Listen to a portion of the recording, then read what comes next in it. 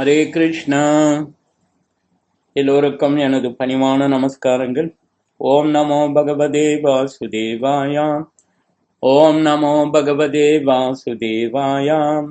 ஓம் நமோ பகவதே வாசுதேவாயாம். ஜெய ஸ்ரீ கிருஷ்ணா சைத்தன்யா பிரபு நித்யானந்தா ஸ்ரீ அத்வைதா கதாதாரா சிவசாரி கௌரபக்தவந்தா. ஹரே கிருஷ்ணா கிருஷ்ணா கிருஷ்ணா ஹரே ஹரே, ஹரே ராமா ராம ராம ஹரே ஹரே. பகவத்கீதை உண்மை உருவில் அத்தியாயம் 13. அத்தியாயத்தின் தலைப்பு இயற்கையும் அனுபவிப்பவனும் உணர்வும். பதம் 19. மொழிபெயர்ப்பும் பொருளுரையும் வழங்கியவர் ஏசி பக்தி வேதாந்த சுவாமி ஸ்ரீல பிரபுபாதா, அகில உலக கிருஷ்ண பக்தி கழக ஸ்தாபகாச்சாரியா. மொழிபெயர்ப்பு: இவ்வாறாக செயல்களின் களம், அதாவது உடல், க்ஷேத்ரா அறிவு, அதாவது விஞ்ஞானம், அறியப்படும் பொருள், அதாவது விஞ்ஞேயம் ஆகியவை சுருக்கமாக என்னால் விவரிக்கப்பட்டன. எனது பக்தர்கள் மட்டுமே இவற்றை முழுமையாக புரிந்து கொண்டு எனது இயற்கையை அடைய முடியும். பொருளுரை: உடல், அறிவு, அறியப்படும் பொருள் ஆகியவற்றை பற்றி பகவான் சுருக்கமாக விவரித்து விட்டார். இந்த அறிவு 3 விஷயங்களை பற்றியது: அறிபவன், அறியப்படக்கூடியது, அறிவதற்கான வழிமுறை. இம்மூன்றும் இணைந்து விஞ்ஞான, ஞானத்தை பெறுவதற்கான அறிவியல் என்று அழைக்கப்படுகின்றது. பகவானின் களங்கமற்ற பக்தர்களால் பக்குவமான ஞானத்தை நேரடியாக புரிந்து கொள்ள முடியும். மற்றவர்களால் புரிந்து கொள்ள முடியாது. இறுதி நிலையில் இம்மூன்றும் ஒன்றாகி விடுகின்றன என்று ஒருமைவாதிகள் கூறுகின்றனர். ஆனால் பக்தர்கள் இதனை ஏற்பதில்லை. ஞானத்தை வளர்ப்பது என்றால் ஒருவன் தன்னை கிருஷ்ண உணர்வில் புரிந்து கொள்வது என்று பொருள். நாம் ஜட உணர்வினால் வழிநடத்தப்படுகின்றோம். ஆனால் நமது உணர்வுகள் அனைத்தையும் கிருஷ்ணரது செயல்களுக்கு மாற்றி கிருஷ்ணரே எல்லாம் என்பதை உணர்ந்த பின்னர் நாம் உண்மையான ஞானத்தை அடைகின்றோம். வேறு விதமாக கூறினால், ஞானம் என்பது பக்தி தொண்டை பக்குவமாக புரிந்து கொள்வதன் ஆரம்ப நிலையே அன்றி வேறு ஒன்றுமல்ல. 15ஆம் அத்தியாயத்தில் இது மிகவும் தெளிவாக விளக்கப்படும். தற்போது சுருக்கமாக பார்த்தால், மகாபூதானி என்று தொடங்கி சேதனா இத்ருதி என்று முடியும் 6வது மற்றும் 7வது பதங்கள் பௌதிக மூலக்கூறுகளையும் வாழ்வின் அறிகுறிகளின் சில தோற்றத்தை பற்றியும் ஆராய்ந்தன என்று நாம் புரிந்து கொள்ளலாம். இவை இணைந்து உடலை அல்லது செயல்களின் களத்தை உருவாக்குகின்றன. பதங்கள் 8 முதல் 12 வரை அமானித்வம் முதல் தத்வா யஜ்ஞார்த்தா தர்சனம் வரை களத்தை அறியும் 2 விதமான நபர்களான ஆத்மா, பரமாத்மாவினை புரிந்து கொள்வதற்கான ஞானத்தின் வழிமுறை விவரிக்கப்பட்டது. பின்னர் பதங்கள் 13 முதல் 18 வரை அனாதி மத்பரம் என்பது முதல் ஹிக்ருதி சர்வஷ விஷ்டிதாம் வரை ஆத்மாவையும் பரமாத்மாவையும் அல்லது முழுமுதற் கடவுளை விளக்குகின்றன. இவ்வாறாக 3 விஷயங்கள் இதுவரை விளக்கப்பட்டுள்ளன: செயல்களின் களம், அதாவது உடல், புரிந்து கொள்வதற்கான வழிமுறை, மற்றும் ஆத்மாவும் பரமாத்மாவும். களங்கமற்ற பக்தர்கள் மட்டுமே இந்த 3 விஷயங்களை தெளிவாக புரிந்து கொள்ள முடியும் என்று இங்கு குறிப்பாக விளக்கப்பட்டுள்ளது. எனவே பகவத்கீதை தனது முழுமையான பலனை பக்தர்களுக்கு கொடுக்கும். அவர்களால் மட்டுமே உன்னத இலக்கான முழுமுதற் கடவுள் கிருஷ்ணரின் இயற்கையை அடைய முடியும். வேறு விதமாக கூறினால், பக்தர்கள் மட்டுமே பகவத்கீதையை புரிந்து கொண்டு விரும்பும் பலனை அடைய முடியும். பதம் 20. மொழிபெயர்ப்பு: ஜட இயற்கையும் உயிர்வாளிகளும் ஆரம்பமற்றவை என்பதை புரிந்து கொள்ள வேண்டும். அவர்களது மாற்றங்களும் ஜடத்தின் குணங்களும் ஜட இயற்கையின் உற்பத்தி பொருள்களே. பொருளுரை: இந்த அத்தியாயத்தில் கொடுக்கப்பட்டுள்ள அறிவை கொண்டு உடல், அதாவது செயல்களின் களம், மற்றும் உடலை அறிபவர்களை பற்றி, அதாவது ஜீவாத்மா பரமாத்மாவை பற்றி அறிய முடியும். செயல்களின் களமாகிய உடல் ஜட இயற்கையினால் ஆனது. உடலை பெற்று அந்த உடலின் செயல்களை அனுபவித்துக் கொண்டுள்ள தனிப்பட்ட ஆத்மா புருஷா அல்லது ஜீவாத்மா எனப்படுகிறான்.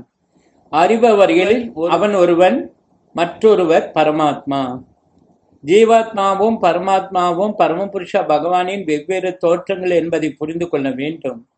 ஜீவாத்மா என்பது அவரது சக்தி என்னும் பிரிவிலும், பரமாத்மா அவரது சுய விரிவு என்னும் பிரிவிலும் உள்ளனர்.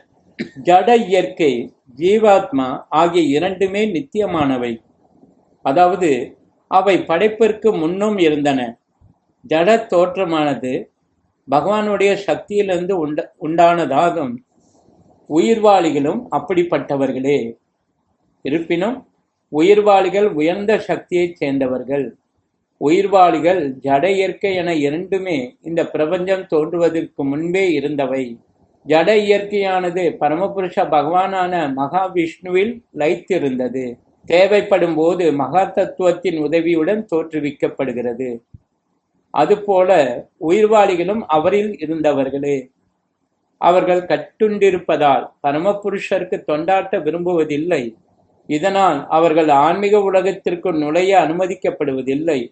இருப்பினும் ஜட இயற்கை படைக்கப்படும் போது அந்த உயிர்வாளிகள் இந்த ஜட உலகில் செயல்பட்டு ஆன்மீக உலகினுள் நுழைவதற்கு தங்களை தயார் செய்து கொள்ள ஒரு வாய்ப்பு வழங்கப்படுகிறது. இதுவே இந்த ஜட படைப்பின் ரகசியம். உண்மையில் உயிர்வாளி பரமபுருஷனின் ஆன்மீக அம்சமாகும். ஆனால் அவருக்கு எதிரான தன்மையின் காரணத்தால் அவன் ஜட இயற்கையில் கட்டுண்டு இருக்கின்றான். உயர்ந்த வாளிகளான உயிர்வாளிகள் எவ்வாறு இந்த ஜட இயற்கையின் தொடர்பினில் வந்தனர் என்பது அவ்வளவு முக்கியமல்ல. இருந்தாலும் அது எவ்வாறு ஏன் நடைபெற்றது என்பதை பரமபுருஷ பகவான் அறிவார். இந்த ஜட இயற்கையில் கவரப்பட்டவர்கள் வாழ்க்கை போராட்டத்தில் துன்பப்படுகின்றனர் என்று சாஸ்திரங்களில் பகவான் கூறுகின்றார்.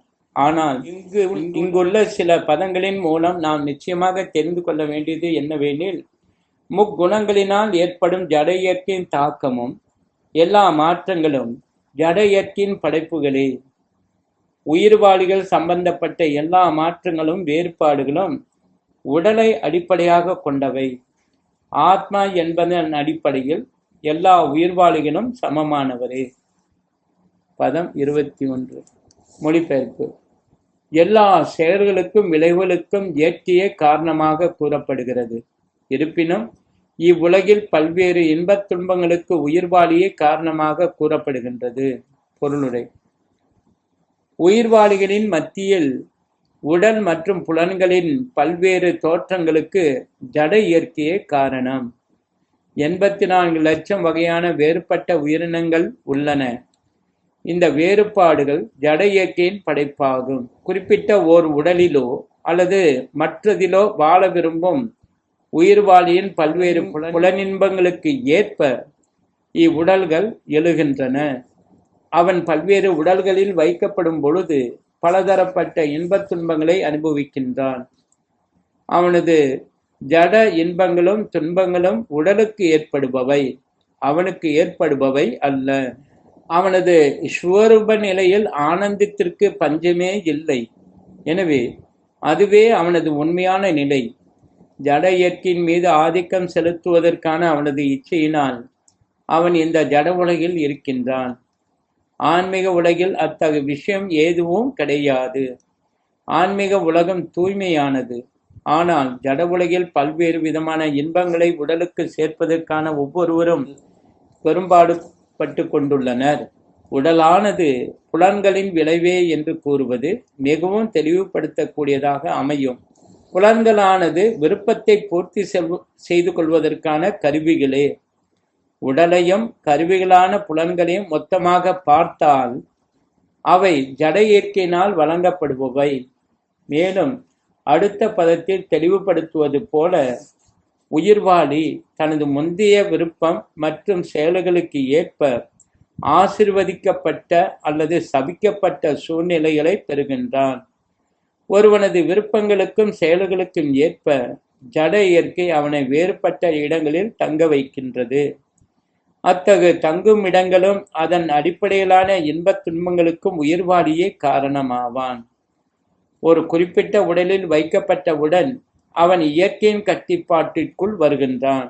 ஏனெனில் உடலானது ஜடப்பொருள் என்பதால் அது ஜட இயற்கையின் விதிகளுக்கு ஏற்ப செயல்பட்டாக வேண்டும். அந்த விதிகளை மாற்றுவதற்கு உயிர்வாளியிடம் சக்தி இல்லை. உதாரணமாக, ஒரு ஆத்மா நாயின் உடலில் வைக்கப்படுகின்றான் என்று வைத்துக் கொள்வோம். அவன் நாயின் உடலில் வைக்கப்பட்ட உடனேயே நாயை போன்று செயல்பட வேண்டும். அவனால் வேறு விதமாக செயல்பட முடியாது. மேலும் உயிர்வாளி ஒரு பன்றியின் உடலில் வைக்கப்பட்டால் அவன் மலத்தை தின்று வாழ்வதற்கும் பன்றியை போன்று செயல்படுவதற்கும் வற்புறுத்தப்படுகின்றான். அதுபோல அந்த உயிர்வாளி ஒரு தேவரின் உடலில் வைக்கப்பட்டால் அவ்வுடலுக்கு ஏற்பவே அவன் செயல்பட்டாக வேண்டும். இதுவே இயற்கையின் சட்டம். ஆனால் எல்லா சூழ்நிலைகளிலும் ஜீவாத்மாவுடன் பரமாத்மாவும் இருக்கின்றார். இது வேதங்களில் முண்டக உபனிஷத்தில் 3:1 பின்வருமாறு விளக்கப்பட்டுள்ளது. பரமபுருஷர் உயிர்வாளியின் மீது மிகவும் கருணையுடையவராக இருப்பதால் பரமாத்மாவின் உருவில் அவர் எப்போதும் எல்லா சூழ்நிலைகளிலும் ஜீவாத்மாவுடன் இருக்கின்றார். பதம் 22. மொழிபெயர்ப்பு. இவ்வாறாக ஜட இயற்கையிலுள்ள உயிர்வாளி இயற்கையின் முக்குணங்களை அனுபவித்துக் கொண்டு வாழ்வின் வழிகளை பின்பற்றுகின்றான். இவை ஜட இயற்கையின் தொடர்பினால் ஏற்படுபவை. இவ்வாறு பல்வேறு இனங்களில் அவன் நன்மை தீமைகளை சந்திக்கின்றான். பொருளுரை. உயிர்வாளிகள் எவ்வாறு ஓர் உடலிலிருந்து மற்றொரு உடலுக்கு மாற்றமடைகின்றனர் என்பதை பற்றி அறிந்து கொள்வதில் இந்த பதம் மிகவும் முக்கியமானதாகும். 2ஆம் அத்தியாயத்தில் ஆடையை ஒருவன் மாற்றிக்கொள்வது போல உயிர்வாளி ஓர் உடலிலிருந்து மற்றொரு உடலுக்கு மாற்றமடைகின்றான் என்று விளக்கப்பட்டது. ஜடவாழ்வின் மீதான அவனது பற்றுதலே இந்த உடல் மாற்றத்திற்கு காரணம். இந்த பொய்யான தோற்றத்தினால் அவன் கவரப்பட்டுள்ளவரை ஓர் உடலிலிருந்து மற்றொரு உடலிற்கு மாறுவதை அவன் தொடரத்தான் வேண்டும்.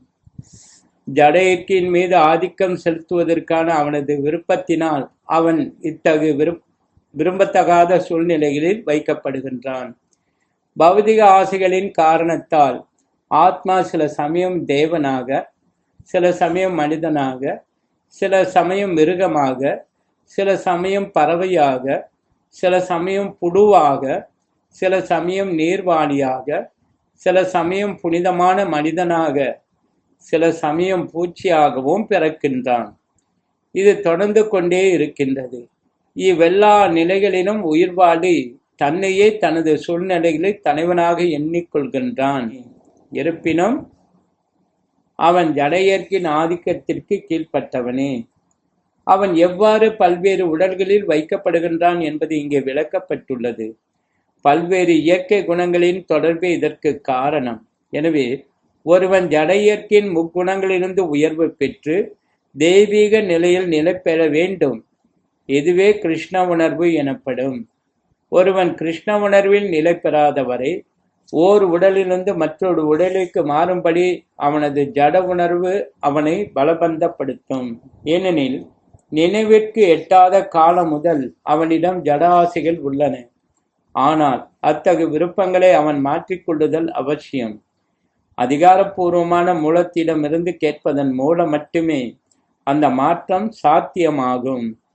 அர்ஜுனன் இங்கே மிகச் சிறந்த உதாரணமாக விளங்குகின்றான். அவன் இறைவிஞ்ஞானத்தை கிருஷ்ணரிடம் இருந்து கேட்கின்றான். கேட்டல் என்னும் இந்த வழிமுறையிடம் உயிர்வாளி தன்னை ஒப்படைத்தால் ஜட இயற்கையின் மீது ஆதிக்கம் செலுத்துவதற்கான தனது நீண்டகால விருப்பத்தினை அவன் இழக்க முடியும். ஆதிக்கம் செலுத்துவதற்கான தனது நீண்டகால விருப்பத்தினை குறைப்பதற்கு தகுந்தாற்போல அவன் படிப்படியாக ஆன்மீக ஆனந்தத்தையும் அனுபவிக்க தொடங்குகிறான். பரமபுருஷ பகவானின் தொடர்பில் அறிவை பெறும்போது அதற்கு தகுந்தாற்போல ஒருவன் நித்தியமான ஆனந்தமான வாழ்வை அனுபவிக்கின்றான் என்று ஒரு வேத மந்திரத்தில் கூறப்பட்டுள்ளது. ஸ்ரீ ஸ்ரீமத் பகவத்கீதா கி ஜெய், ஸ்ரீல பிரபுபாத் கி ஜெய், கௌர பிரமநந்தே ஹரி போல்.